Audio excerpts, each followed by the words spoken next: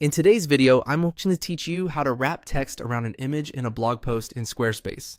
If you want your blog post to look more polished and editorial, wrapping text around an image is a simple technique that can make a big difference. In Squarespace, this effect is created by placing an image block into your post and then adjusting its position so the text flows around it naturally. I'll walk you through the exact process from start to finish. To begin, open your blog post in the Squarespace editor and click on Add Block. This is where you insert new content elements into the post. From the list of available block types, choose Image. That will place a new image block into your blog post so you can upload or select the image you want to use. Once the image block appears, click directly on the image block to open its options. From there, select from library.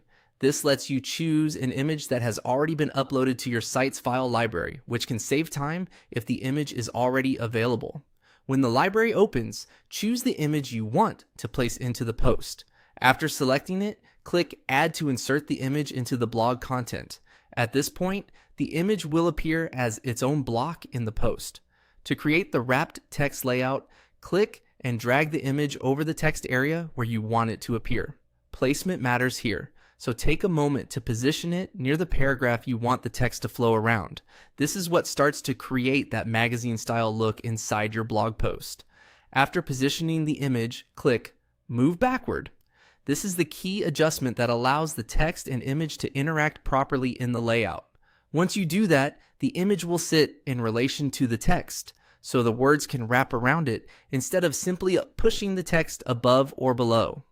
If needed, you can make small adjustments to the image placement so the spacing looks balanced and easy to read. A good tip is to avoid placing the image too close to large headings or too tightly against the text, because giving the content a little breathing room usually makes the final result look cleaner. And that's it. By adding an image block, selecting your image, dragging it over the text, and using Move Backward, you can create a wrapped text effect in a Squarespace blog post that feels much more professional and visually engaging.